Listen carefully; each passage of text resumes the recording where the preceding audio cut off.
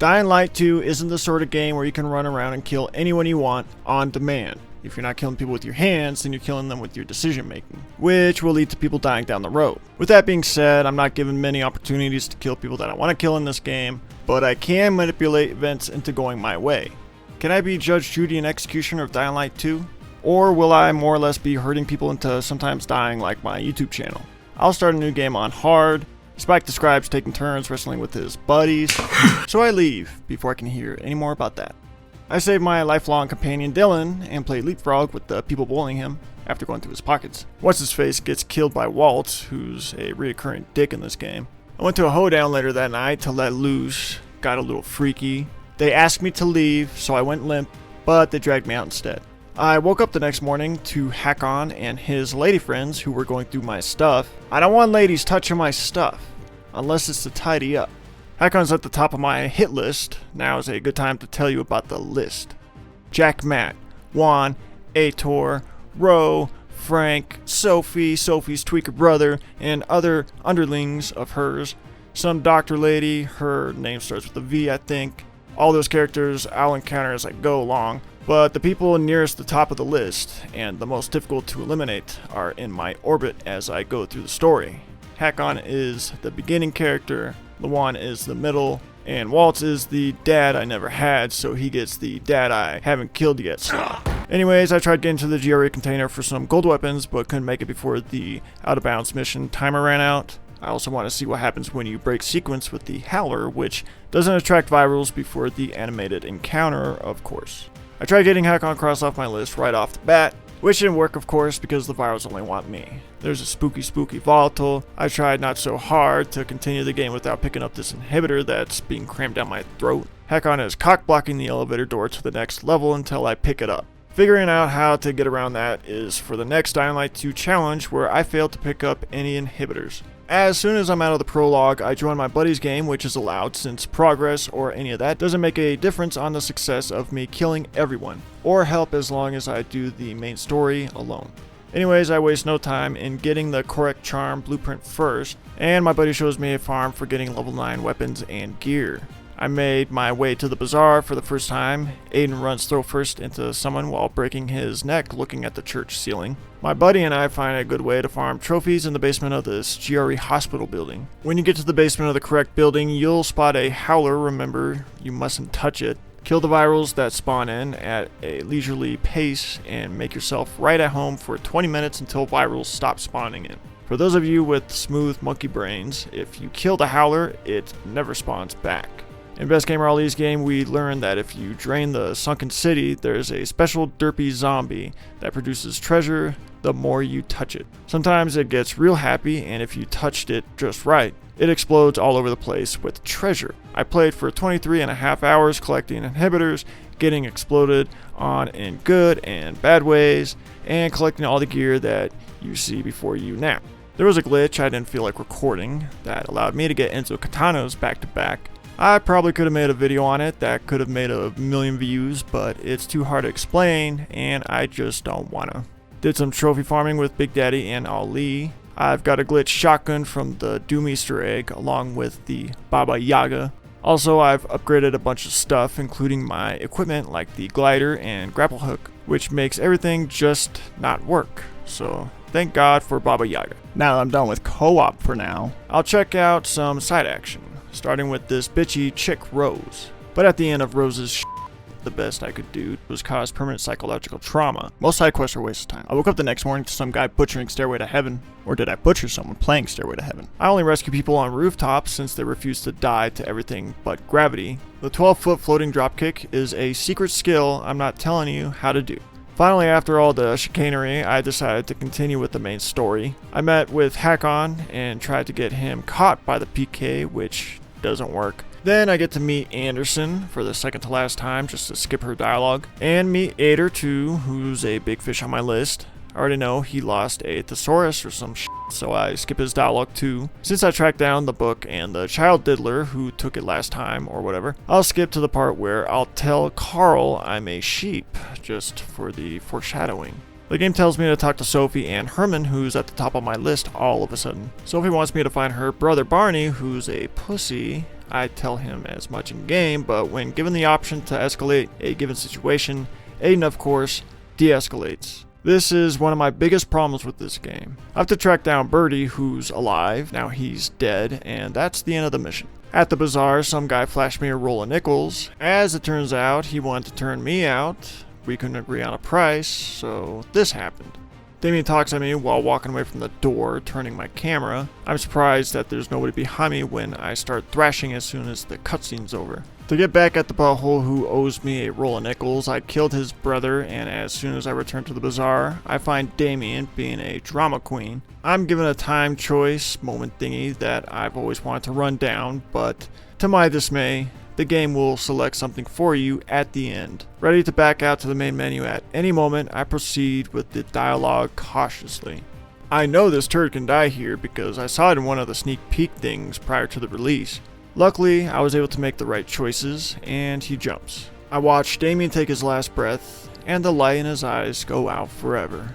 Afterwards, I head inside to play cornhole with my mates when I spot Sexian. He's tied up being accused of poisoning people, but last time I did this side quest, I learned that Marco can't be double-crossed like I tried to do in the previous video, so I'll just have to kill him and let the bazaar die, which gets Sexian killed, maybe. I hope. With a million caps in my pockets and medical supplies upgraded to the fullest, I return to Sophie and continue listening to how much her and Barney love Crystal. She also talks about how thirsty everyone is. I meet Sophie's friend, who loves Crystal too, and now she's dead. I meet with Sophie for an attack plan on a bandit camp, but little does she know, Ader and his goons are the people watching her from across the street in full view.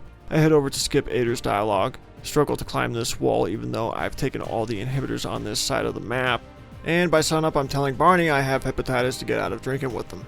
I talked to Sophie one last time before sending the bandit lieutenant to space. After a week of redecorating my new bandit camp for bandits, I find Carl in a back room who lets me know I need to go to the Tango Motel. This is where I choose to find Sophie since it'll lead to the deaths of a few characters I know about. So I proceed by collecting an inhibitor and crank call the PK when Barney throws some fodder at me, followed by Herman who doesn't die when I kill him somehow. Sophie and Barney accused me of being a spy for the PK, but I didn't have to be that sneaky. She threatens to shoot me, and I have to make another decision that'll get more or less people killed. I tell her everything she wants to hear for now, since that's how I plan to do it. Her and her people die off anyway after the water tower. I find Jack and Joe, they finger Barney for the murder of Lucas, and I murder Jack and Joe for the fingering of Barney. Then I too finger Barney, cause it looked fun. Also gave the water tower to the PK, f*** the bazaar. Ader sends me to Central Loop, but fakes again. But I did find a really nice trophy farm when I'm rescued by Anderson. Got myself 200 uncommon trophies, but anyways.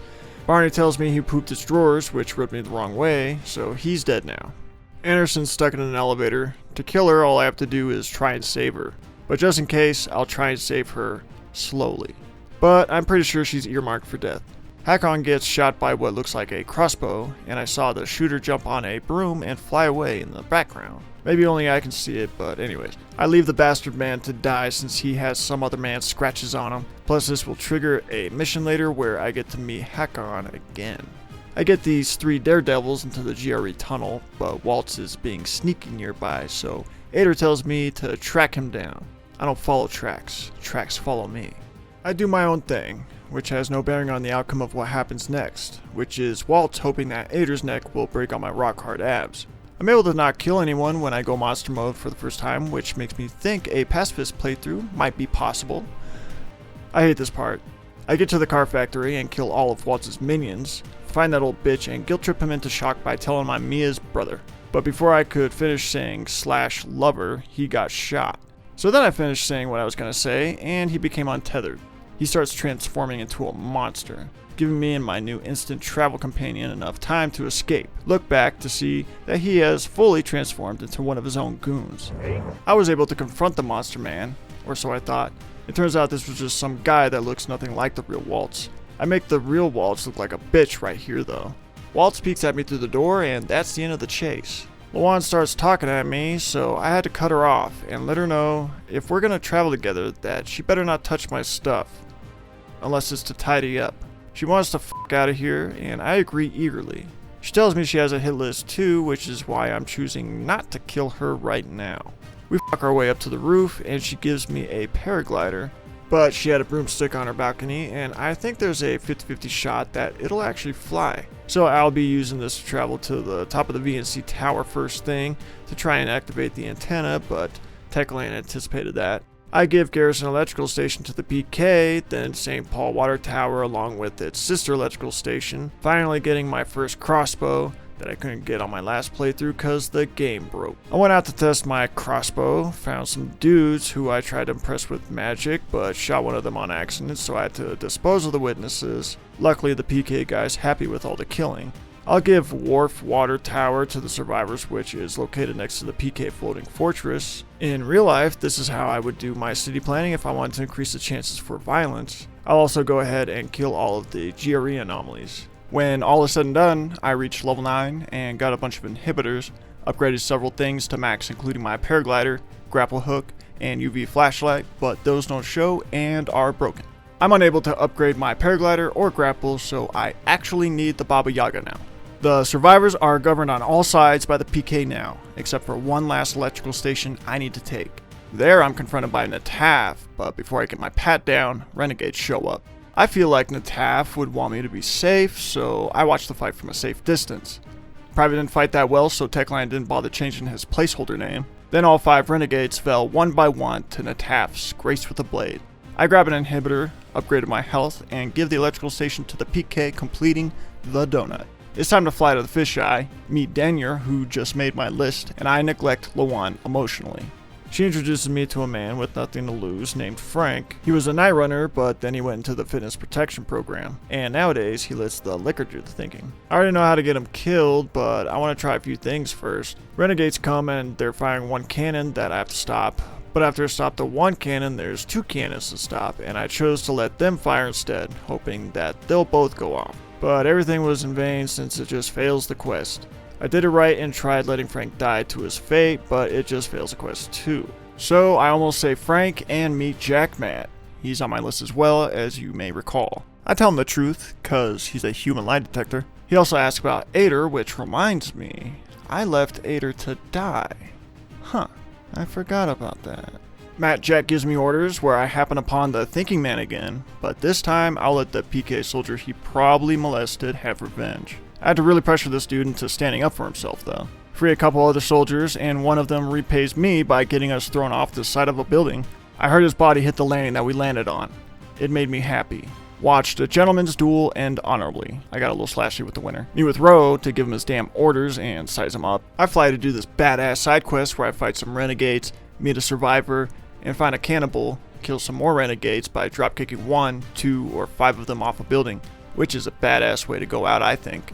Elias thinks so too and invites me to join the renegades right then and there. To celebrate my new role in Waltz's regime, I give Elias a celebratory toss across the room, which he was too feeble to survive. I follow the main story objective marker to the fisheye, then onto the PK floating fortress, meet Meyer, who I'm not sure how to kill yet, and Ader is carried into the room just then. This has taken me aback. What a surprise this is. This fucking asshole sandwiches me against the railing and keeps sticking her ass in my face. And won't let me buy a fucking cunt. Ader needs meds, so the doctor sends me to the healer named Margaret, so I fly to see her. But Margaret refuses to see me. And on top of that, she has the nerve to claim credit for whatever substance I end up feeding Ader. Later that night, I went on the prowl and took to the skies to find myself a nice nest to settle down in. Found some flowers of which Margaret mentioned, returned to Ader, and his doctor shuts his wife down for asking questions. I told Ader's wife that Margaret sends her regards, gave Ader the big petals, and watched him flail about until he passed away. Patricia wants the witch Margaret to face justice. And based on the information I gave Patricia, who could blame her? The doctor tells me to leave after I point out that I was just following his orders. Jack Matt doesn't bring up Ader, and he tells me about the VNC tower.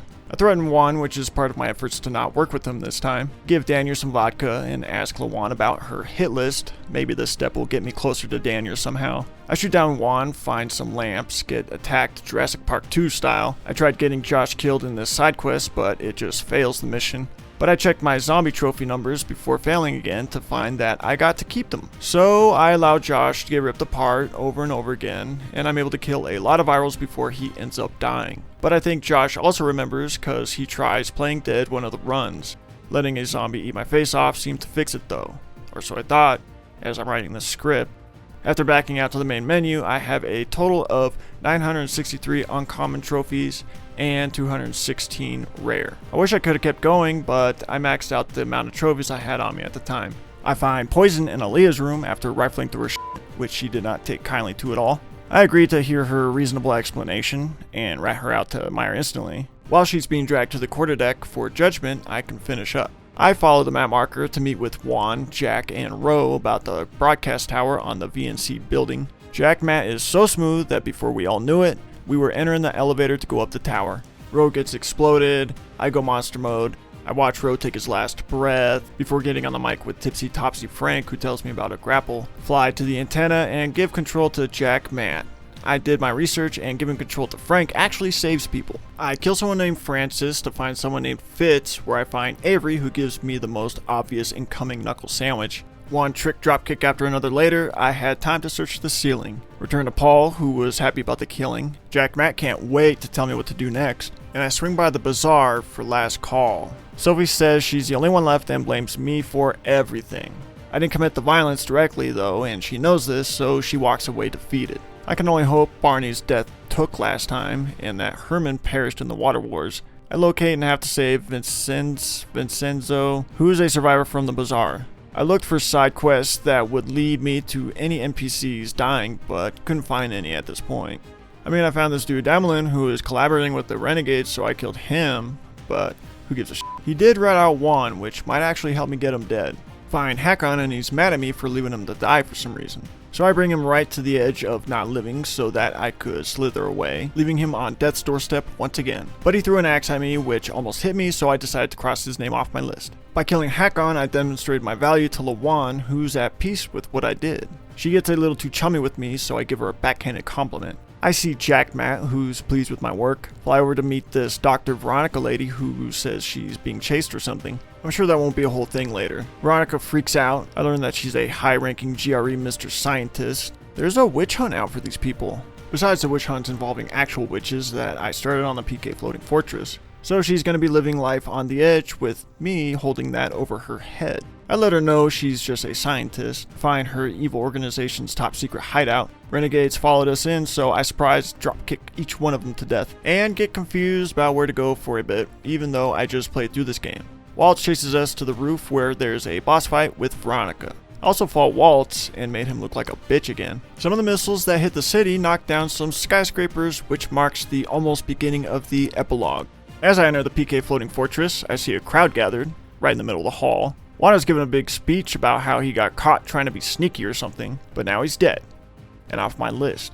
Who'd have thought that ignoring Juan entirely would have led to his death? I also learned that Margaret, the witch, was sentenced to death for the poison I gave Ader, which serves her right. If I had poisoned Ader on accident, she would have been even more guilty than she actually was before the PK burned her alive. I wish I had the recording where I found that out. Lawan contacts me as I'm watching Jack pose from behind and lets me know the fisheye is in bad shape. So I return to look upon all that I didn't even have a hand in. Maybe a little, since I didn't choose Frank, and I knew the outcome. Speaking of Frank, he's dead in the other room. I fly my way to the epilogue and fight renegades instead of Meyer this time. I'm taken to this fort community that's held together by neighborly love, and I hack it all to pieces. I side with Williams, and Lawan's taken away like last time. She's been getting a little too cocky lately. By choosing the Colonel and siding with Jack Matt up until now, the showdown before the cloud includes that stoic glass of water. I ragdoll him a few times until he can't take anymore. I make it to X13 and Lawan wants me dead, like my channel. Then she wants to be dead, and for me to be alive. Her part ends when she gets bubble guts and I have to find Waltz and Mia on my own. I smoke Waltz hard. He says dying line out loud, which pisses me off, so I smoke him harder. And I have to choose between Lawan stopping the missiles or saving her, and I choose to save Lawan and let the missiles fly. Waltz dies. I throw Lawan around a bit before throwing her on my shoulder and jumping 10 stories straight up. The missiles launch and the city takes all of them to the face. The fisheye is completely empty when Spike shows up, and I learn that Meyer's running the city now. She's one of the few that got away.